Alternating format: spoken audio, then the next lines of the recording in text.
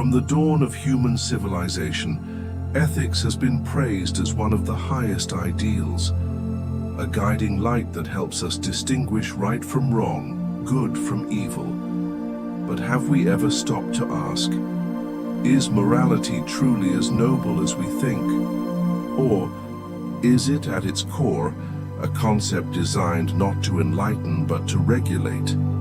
Could it be a social invention, an invisible code created to steer human behavior toward goals that serve not all, but some? One of the most radical thinkers of the 19th century, Friedrich Nietzsche, dared to confront this assumption head-on. He didn't see morality as a universal good, but as a system rooted in manipulation. In his eyes, what we often call morality is in fact slave morality, a framework built to protect the weak and restrain the strong, not for justice but for control.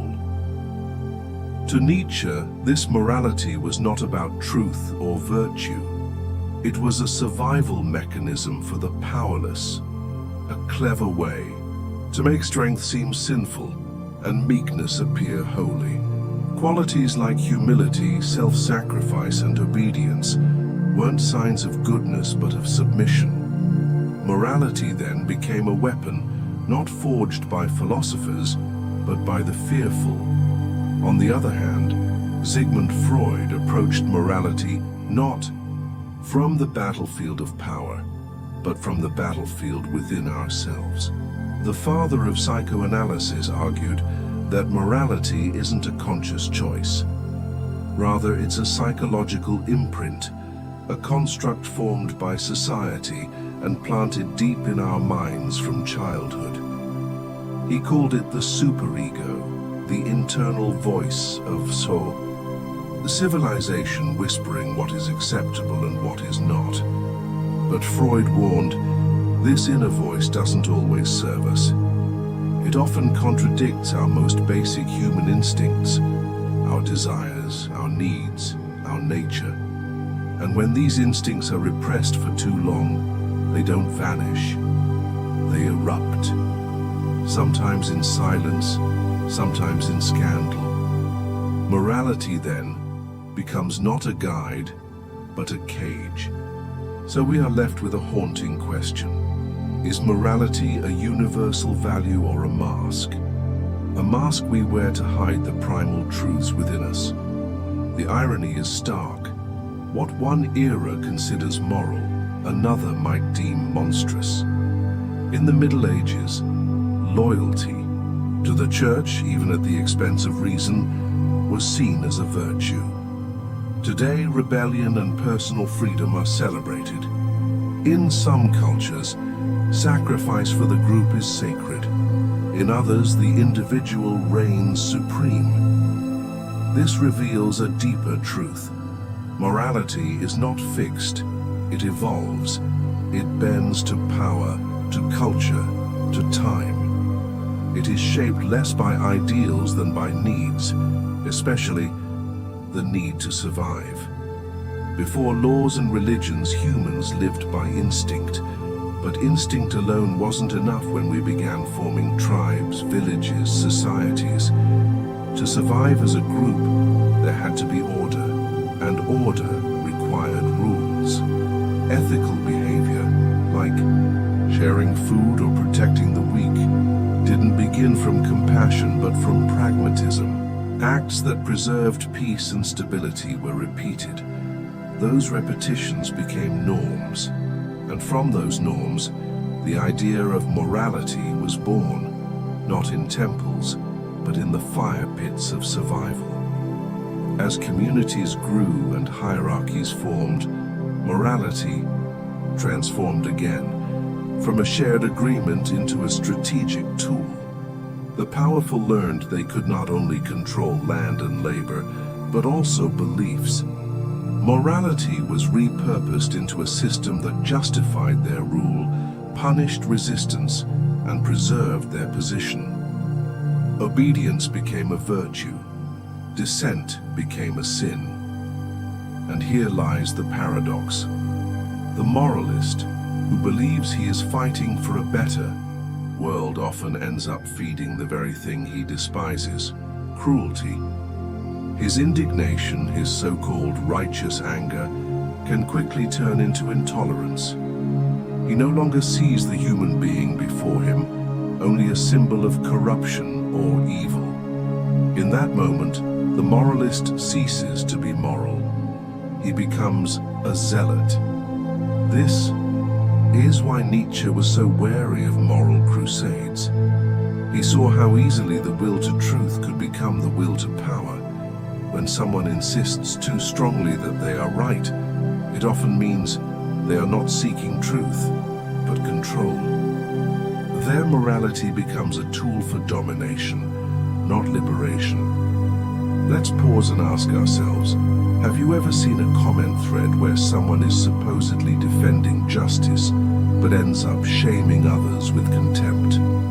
That's the moralist. Trap: they don't aim to change minds, only to win. And in that sense, they lose the very heart of moral engagement, which is dialogue. This is where Nietzsche's idea of beyond good and evil becomes crucial. He's not saying we should abandon ethics altogether. He's asking us to grow out of simplistic judgments, to replace good versus evil with a deeper understanding of human drives, fears, and illusions. In fact, Nietzsche invites us to a more difficult but more honest path, the path of self-examination. Instead of pointing fingers outward, he wants us to turn inward. Why do I hate this? Why do I believe this? What hidden resentment or fear might be shaping my judgment? This is what makes Nietzsche's philosophy so uncomfortable and so powerful. It demands that we confront ourselves, and that is far harder than confronting others. But let's not forget Freud here. Freud compliments Nietzsche by showing how even our highest ideals can be rooted in unconscious desires. The desire to be good may, at its core, be a desire to be accepted, loved, or even superior. Have you ever done something moral, not out of compassion, but to feel like you're better than someone else? That's the ego disguising itself as ethics. And Freud warns us, if we do not become aware of this, our morality will be a mask, not a mirror. So where does this leave us? If Nietzsche shows us that morality can become domination, and Freud shows us that morality can become repression, then what's left? Perhaps what's left is a kind of radical honesty. A morality not based on rigid rules or social approval, but on awareness. The awareness of our contradictions, the awareness of how we deceive ourselves, the awareness that we too are capable of the things we judge in others. This awareness doesn't make us perfect, but it makes us more real. And maybe being real is the beginning of being good. But what about society? We live in a world with laws, institutions, norms. We cannot live in a purely subjective moral universe, can we? That's where pragmatism comes in. Thinkers like William, James or John Dewey remind us that morality is not just a private journey, it's also a social practice. We need rules, we need boundaries, but these should be flexible, evolving, tested by their consequences, not frozen in dogma. So maybe the real challenge is to balance the inner with the outer, to develop a morality that is both honest with the self and responsible to others. One that resists cruelty not through condemnation, but through understanding. One that encourages growth, not punishment. And this is what the moralist often forgets, that real transformation is slow, painful, messy. It does not happen through shaming or slogans, but through presence, through conversation, through witnessing someone else's struggle without needing to feel superior to it. In the end, perhaps the deepest form of morality is not purity, but humility. Because if we're honest, we're all works in progress. So, what does it mean to be moral in today's world? It certainly doesn't mean being perfect.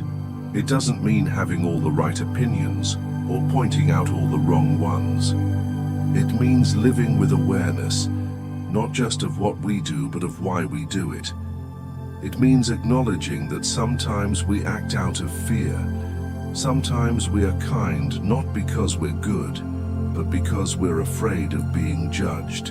And sometimes we are harsh not because we're right, but because we want to feel powerful. This is where philosophy returns to its original purpose, not to give us answers, but to sharpen our questions.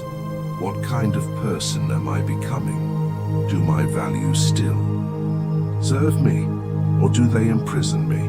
Am I using morality to connect with others, or to separate myself from them? These are not comfortable questions, but they are necessary ones, especially in a time when social media can turn outrage into a performance, and when public virtue can become a kind of currency. We live in a world that rewards visibility, not reflection, that celebrates certainty, not doubt.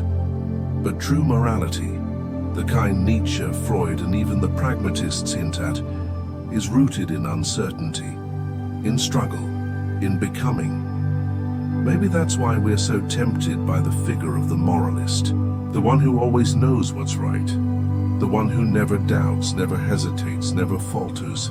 But that's not moral strength, that's rigidity. Real moral strength is quieter. It listens, it adjusts, it admits when it's wrong, and it never stops learning. Think of the people in your life who truly changed you. Were they the ones who judged you the loudest, or the ones who stayed with you when you were at your worst? Were they the ones who demanded you become better, or the ones who saw the better in you even when you couldn't? That's the difference between moralism and morality. Moralism seeks control. Morality seeks connection.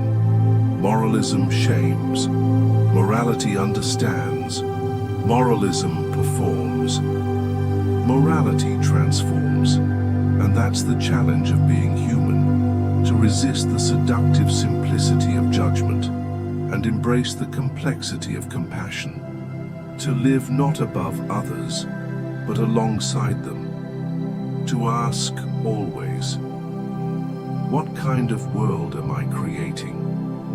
Not just through my actions, but through the quality of my attention, because in the end our morality is not just what we say or believe, it's how we show up, how we see others, how we see ourselves.